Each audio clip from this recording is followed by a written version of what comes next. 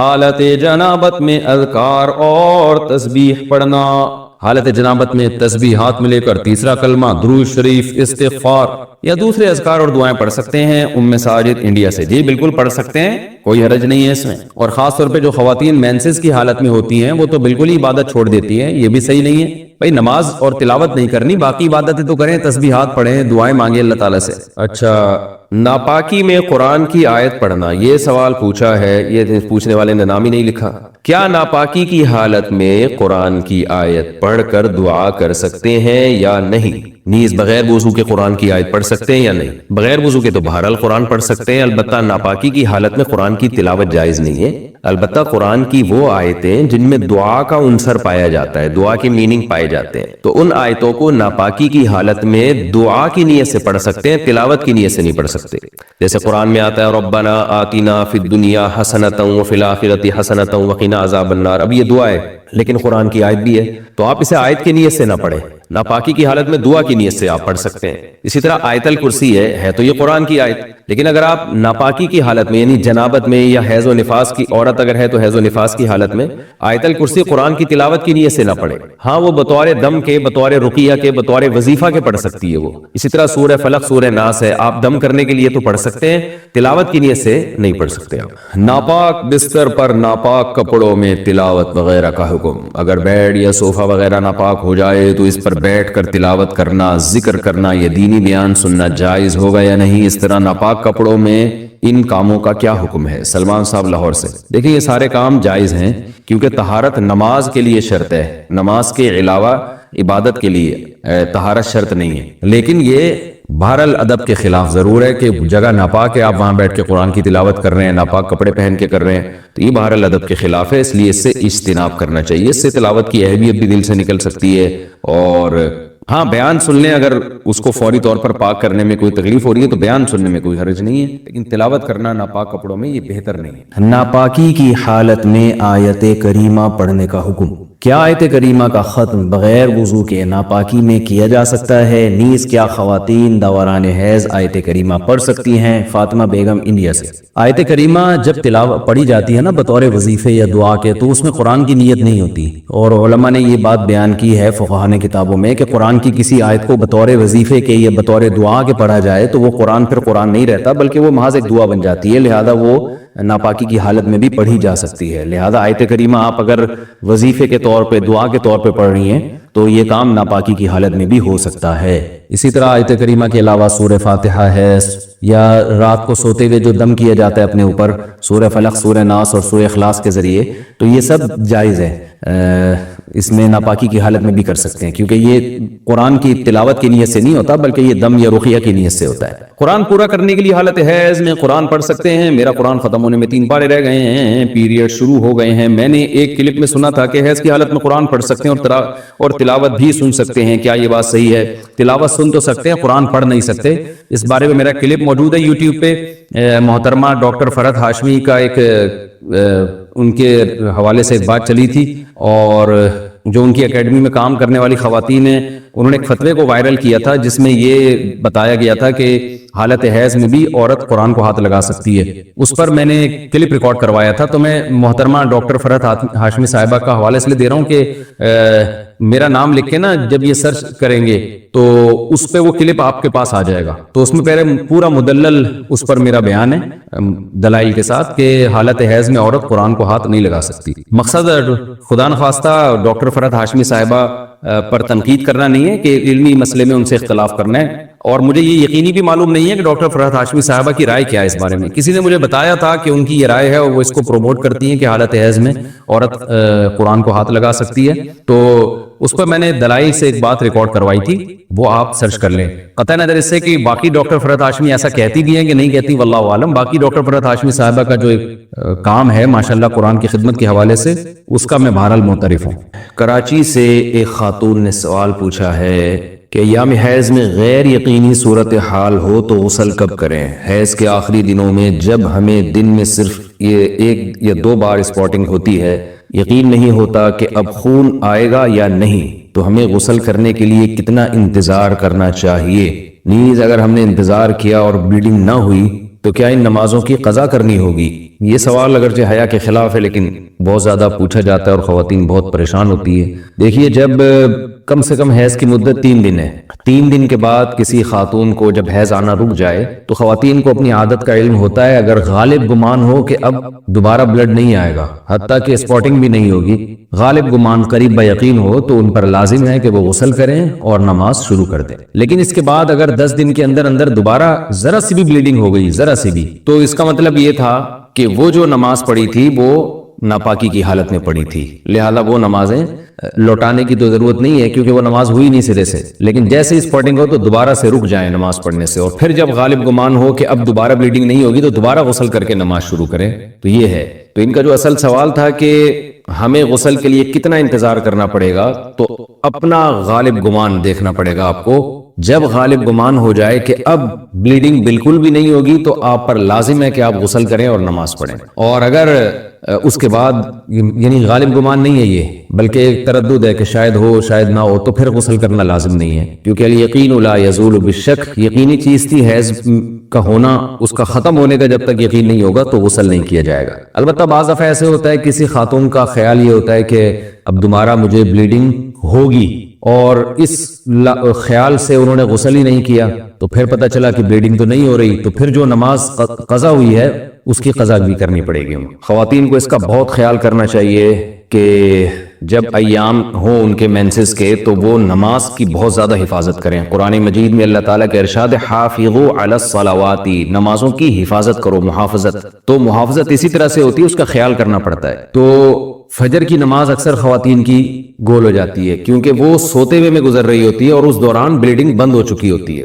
تو جب خواتین کو اندازہ ہو کہ ان کے ایام حیض پورے ہو گئے ہیں، جیسے کسی کو 4 دن آتا ہے، کسی کو 5 دن آتا ہے، ایک عادت ہوتی ہے ہر عورت کی، تو 4 دن جیسے آنے کی عادت ہے تو 4 دن کے بعد پھر ان پر لازم ہے کہ وہ صبح صادق کے وقت اٹھ کر دیکھیں کہ ہمیں بلیڈنگ آ رہی ہے یا بند ہو گئی ہے. ایسا نہ ہو کہ سوتے سوتے میں نماز ہی قضا ہو جائے. تو اگر بلیڈنگ بند ہو گئی ہے تو اس وقت غسل کر کے فجر پڑھیں. اور اگر بعض دفعہ یہ بھی ہوتا ہے کہ عشاء کی نماز بھی لازم ہو جاتی ہے، مثال کے طور پر صبح صادق کا وقت شروع ہو رہا ہے 5:30 پر، 5:30 بجے صبح، تو اب رات کو تو خاتون کا خیال یہ تھا کہ بلیڈنگ ہو رہی ہے اور آخری دن ہے ان کا ایام حیض کا، تو ان پر لازم تھا کہ وہ صبح صادق سے پہلے اٹھ کے دیکھیں کہ واقعی بند ہو چکی ہے یا نہیں. اگر بند ہو چکی ہے تو پھر یہ عشاء کی نماز بھی واجب ہے، عشاء کی نماز بھی پڑھنی پڑے گی آپ کو. تو بعض خواتین بالکل اس میں غفلت سے کام لیتی ہیں. میں یہ نہیں کہہ رہا کہ ابھی بلیڈنگ شروع ہوئی ہے تو رات کو دوبارہ ہر رات کو اٹھ کے دیکھنا شروع کریں کہ بلیڈنگ ہے یا نہیں ہے. تو جو عادت ہے اس کو تو گزرنے دیں، 3 یا 4 دن کی کسی کو عادت ہے، کسی کو 5 دن کی عادت ہے. لیکن جس دن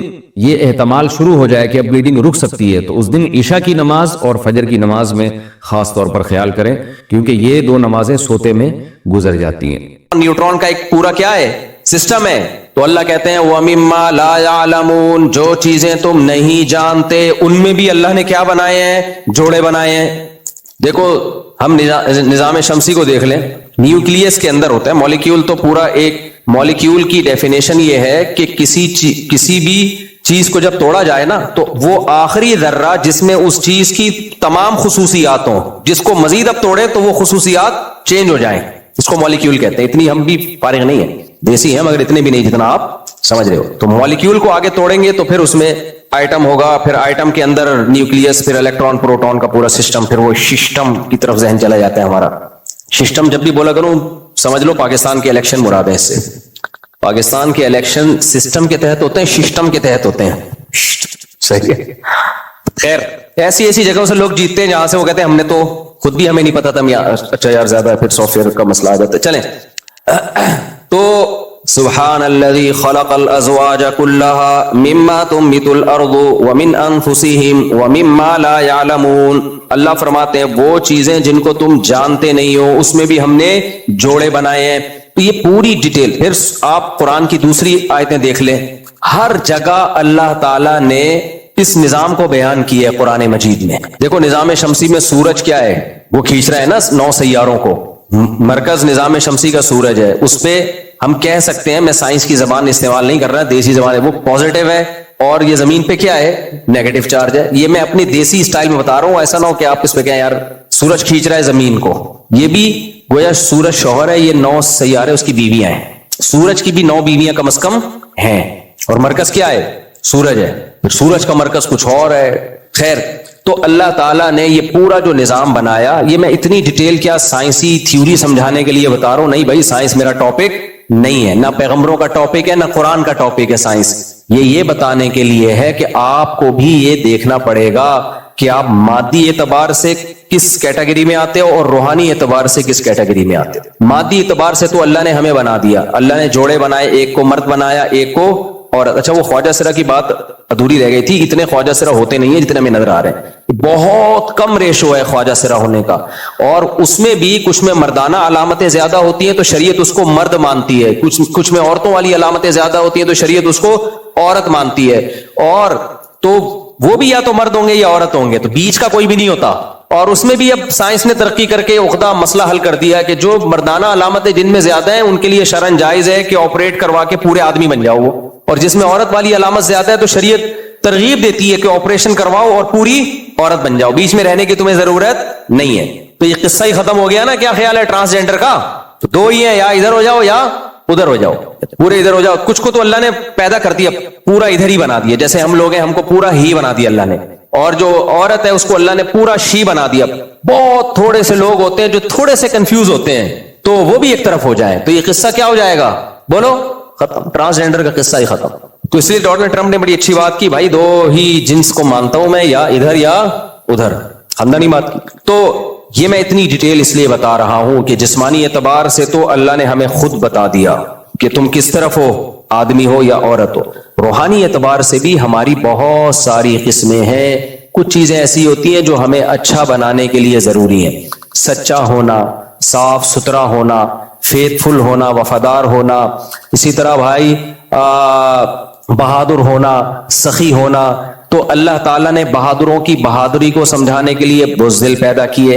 اللہ تعالیٰ نے منافقوں کی منافقت کو سمجھانے کے لیے ایک نمبر لوگ پیدا کیے، اور مقابلے میں منافق بھی پیدا کیے. بولتے کچھ ہیں دل میں کچھ اور ہوتا ہے. ایسے منافق ہول سیل کے حساب سے مارکیٹ میں موجود ملیں گے آپ کو. اللہ نے لالچی لوگ بھی پیدا کیے، اللہ تعالیٰ نے سخی لوگ بھی پیدا کیے، یعنی ایسے جو دوسروں کا پیسہ بٹورنے میں لگے رہتے ہیں اور ایسے جو دوسروں پہ پیسہ نچھاور کرنے میں لگے رہتے ہیں، ایسے جو جھوٹ بولتے ہیں، ایسے جو سچ بولتے ہیں، ایسے جو رشتہ داری توڑتے ہیں، ایسے جو رشتہ داری جوڑتے ہیں، ایسے جو سوسائٹی میں اصلاح کرتے ہیں، اور ایسے بھی جو سوسائٹی میں فساد کرتے ہیں.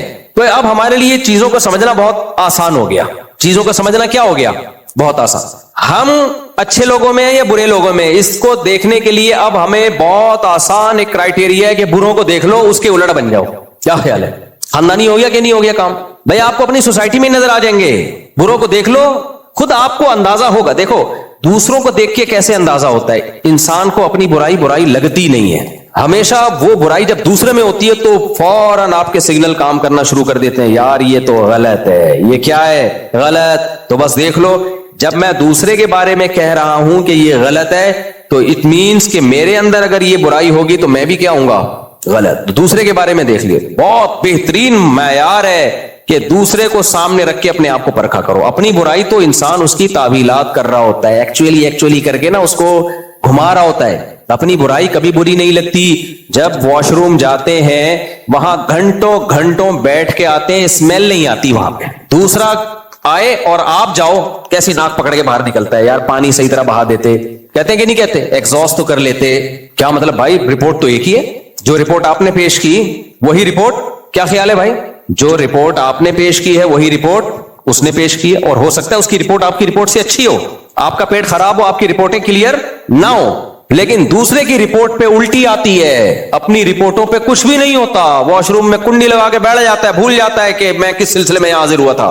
یہ بہت بڑی دلیل ہے کہ اپنا گند انسان کو گندا نہیں لگتا، دوسرے کا چھوٹا سا گند بھی انسان کو بہت برا لگتا ہے. یہ حقیقت ہے، یہ فطرت ہے انسان کی. تو اس سے ہمیں کیا پتا چلتا ہے؟ بھائی آپ جب واش روم میں جاتے ہو، اسمیل تھوڑی نامناسب مثال ہے، لیکن مثال تو واضح کلیئر ہو تو بے شک نامناسب ہو تو وہی مناسب ہے جو کلیئر ہو. آپ جیسے واش روم میں جاتے ہو کتنا غصے ہوتے ہیں، کم بخت پانی کیوں نہیں بہا کے آیا، ایگزاسٹ فین کیوں نہیں چلایا.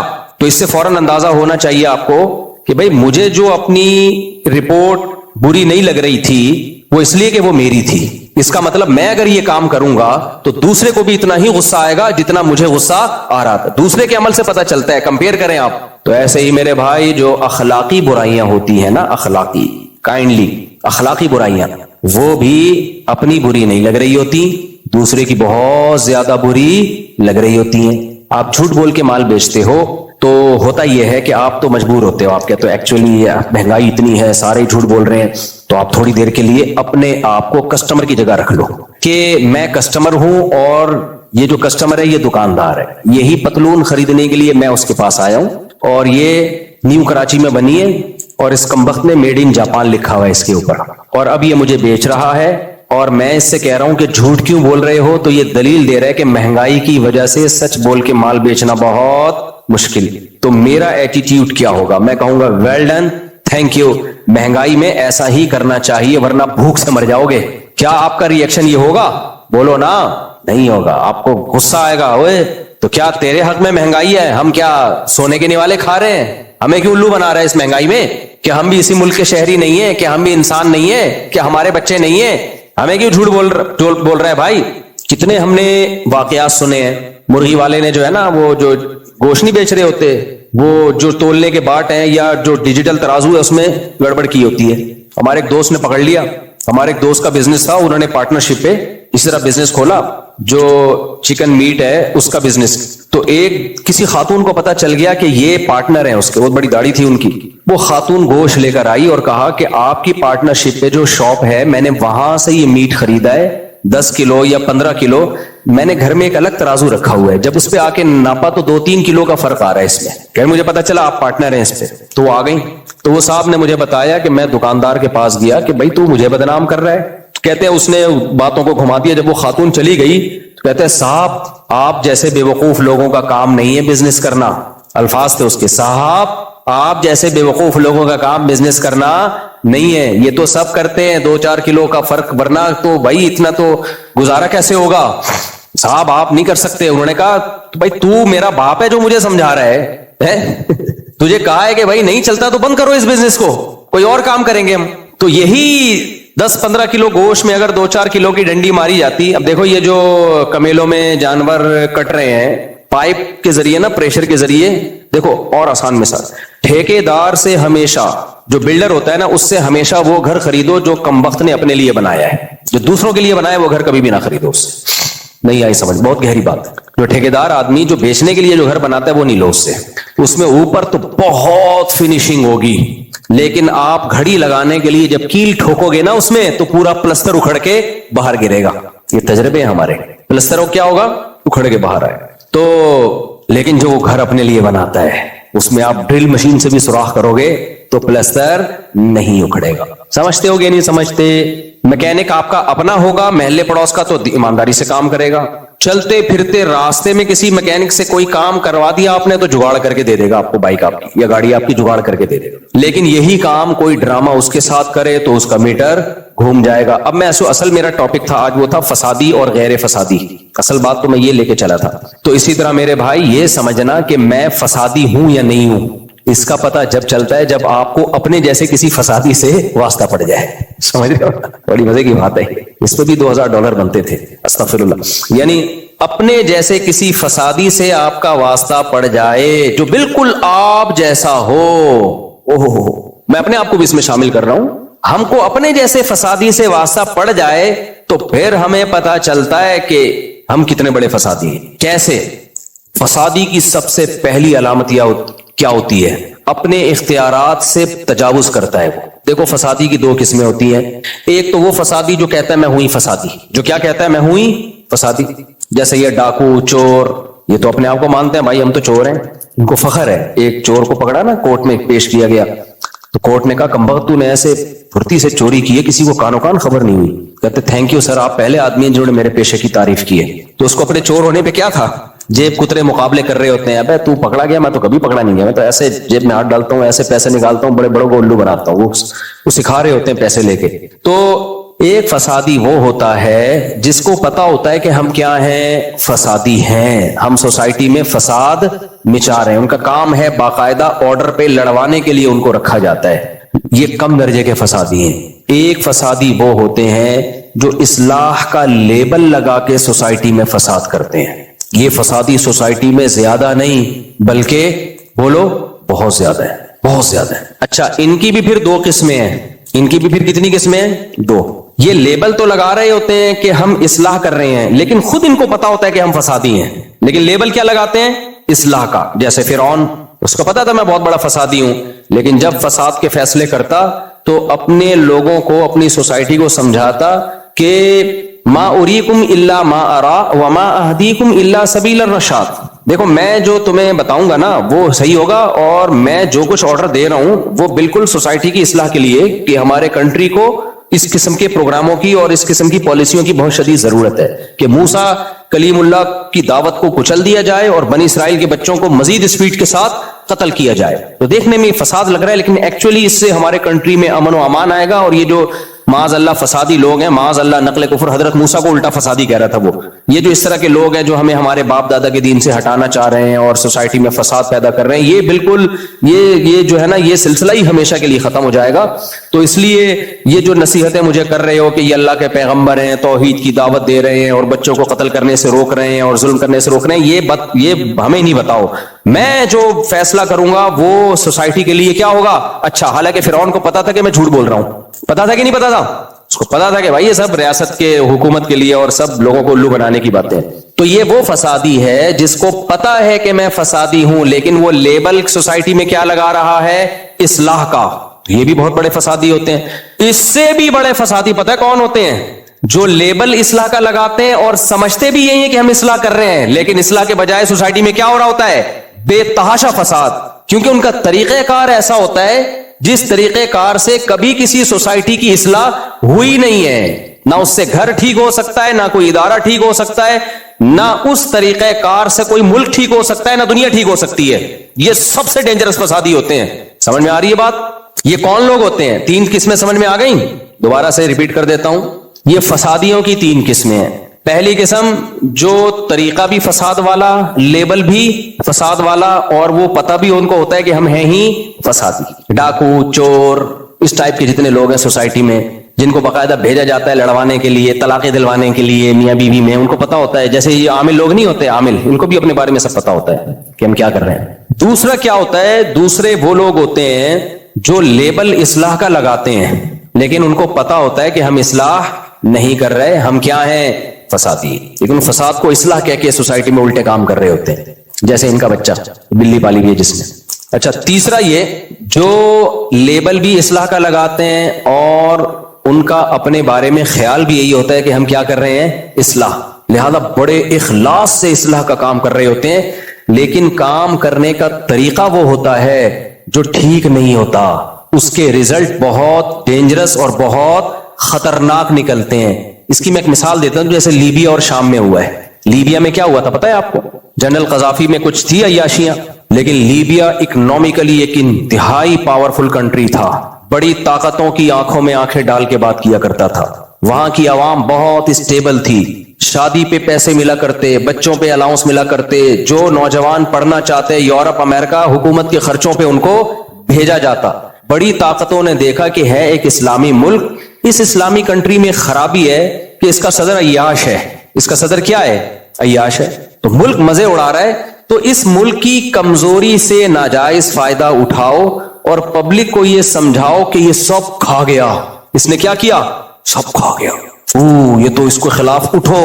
لوگ دیکھ نہیں رہے تھے کہ ہم جب اس کے خلاف اٹھیں گے تو کیا لیبیا ہمارے ہاتھ میں آئے گا یا بڑی طاقتوں کے ہاتھ میں آئے گا؟ نہ, یہ نہیں دیکھا پبلک نے. آج آپ ویڈیوز اٹھا کے دیکھ لو ماضی کی. نوجوان طبقہ جو ہے نا یہ سوسائٹی کی بہت اچھی اصلاح بھی کر سکتا ہے, لیکن چونکہ ینگسٹر ہوتے جذباتی ہیں, کسی سوسائٹی کو تباہ کروانا ہونا تو بھی ان سے ہی ہوگا. ان کی حماقتوں سے بھی فائدہ, جذبات, حماقت سمجھ, جذبات سے بھی فائدہ اٹھایا جا سکتا ہے. ہر وقت لڑنے مارنے پہ آ جاتے ہیں. تو رزلٹ کیا ہوا؟ تحریکیں شروع. او بھائی, شریعت اس بارے میں کیا کہتی ہے؟ حاکم اگر عیاش ہو, غلط ہے, نہیں ہونا چاہیے, لیکن اس کی پرسنل معاملہ ہے یہ. آپ یہ دیکھو, جب آپ اس کے خلاف بغاوت کرو گے تو کیا آپ کے پاس کوئی آلٹرنیٹ ہے؟ اگر ہے تو سبحان اللہ, ضرور کریں آپ. لیکن آپ کے پاس کیا پالیسی ہے پہلے سے؟ کیا آپ کے پاس کوئی فریم ورک کیا ہے؟ اسٹرکچر کیا ہے آپ کے پاس؟ کون سنبھالے گا اسٹیٹ کو؟ ایسا تو نہیں کہ اس سے بڑا کوئی مسلط ہو جائے. مگر لیبیا کی جو ینگسٹر تھے ان کو یہ بات سمجھ میں نہیں آئی. سنجیدہ علماء نے سمجھایا چھوڑ دو بھائی اس کو اپنے حال پہ. حاکموں میں اکثر یاشی گزرے ہیں, بہت کم نیک لوگ گزرے ہیں, اس سے اللہ حساب لے لے گا. ہم نے اسٹیٹ کو دیکھنا ہے, ریاست کو دیکھنا ہے. نہیں سمجھ میں آتی ہے کہ سب جو بھی اس طرح کی بات کرتا سوسائٹی میں اصلاح کی, اس کو حکومت کا پٹھو کہا جانے لگا. لگتا ہے یہ بھی ڈالر لیتا ہے, لگتا ہے یہ بھی پیسے لیتا ہے. وہ بیچارہ ثبوت پیش کرتا میں پیسے نہیں لیتا, میرا کوئی لینا دینا نہیں ہے, میں ریاست بچانے کے لیے کر رہا ہوں. نہ یہ سرکاری ہے. یہ بڑا زبردست نعرہ ہے. ہم چیخ کے تھک گئے. جامعۃ الرشید 1 روپیہ بھی گورنمنٹ سے نہیں لے رہا. مفتی عبد الرحیم صاحب کی 1 بالش بھی زمین نہیں ہے. بیٹوں کا حال دیکھو, وصیت کی بھی ہے کہ جامعہ میرے مرنے کے بعد میرے بیٹوں کے حوالے نہیں کیا جائے گا. پھر بھی لوگ کیا کہتے ہیں, سرکاری ملا. اور کہہ وہ رہے ہوتے ہیں جن کے پاس کروڑوں کی پراپرٹیاں ہیں. نہیں مان رہے لوگ. کیوں ملک کی بات کرتے ہیں, اسٹیٹ کی بات کرتے ہیں, ریاست کی بات. بھائی ریاست بچاؤ, ہم اپنے لیے نہیں کہہ رہے, عوام کے لیے کہہ رہے ہیں. تو کوئی کہتا ہے فوج کو فیور کر رہے ہیں. بھائی اگر ریاست ٹوٹی تو فوجی جرنیلوں کا نقصان نہیں ہے, یہ باہر چلے جائیں گے. نقصان کس کا ہے؟ وہ کہہ رہے ہمارا نقصان ہے اس میں. خدا نہ خواستہ ریاست پہ اٹیک ہوتا ہے, کچھ ہوتا ہے اور ریاست کے ٹکڑے ہو جاتے ہیں, تو آپ کا کیا خیال ہے فوجی جرنیلوں کا نقصان ہوگا؟ بتاؤ نا. بیڑا غرق ہمارا, اور سب سے پہلے مذہبی طبقے کا بیڑا غرق ہوگا جو خلافت کے نام پہ ریاست کے ٹکڑے کرنے پہ لگے ہوئے ہیں کہ خلافت قائم کرو. خلیفہ کون ہے؟ اس کو تو لاؤ مارکیٹ میں, اس کو تو پرکھو, اس میں کتنی صلاحیت ہے خلافت کی. وہ ساحل ادیم نے کہا تھا نا بغاوت بغاوت بغاوت. ہم نے کہا بھائی خلیفہ کون ہوگا بغاوت کے بعد؟ آپ کو ہم خلیفہ بنائیں گے. کوئی پیکج نہیں ہے. ہر تھوڑے دن میں کوئی خلافت کے نام پہ کہیں نہ کہیں کوئی تحریک. یونیورسٹیوں میں الگ تحریک چل رہی ہے, علاقوں میں الگ تحریک چل رہی ہے. آپ کے پاس آلٹرنیٹ کیا ہے؟ شام میں حالات دیکھو.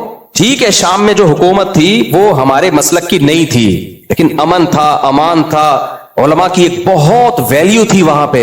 پھر وہ اسرائیل کے مقابلے میں کھڑا ہوا تھا, وہاں بھی سورش کی گئی, ینگسٹر کو استعمال کیا گیا. نتیجہ کیا نکلا؟ جو قتل و غارت کا بازار گرم ہوا ہے شام میں.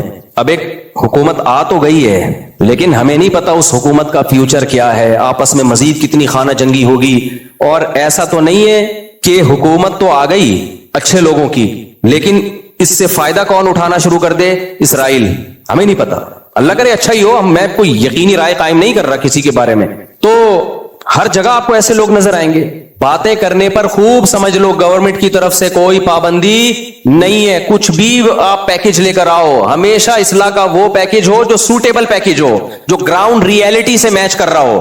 ہوائی باتیں نہ ہو, الہام اور کشف و کرامات پہ مبنی نہ ہو کہ مجھے خواب آیا انقلاب آ رہا ہے. آپ کے خوابوں کی بھیٹ پر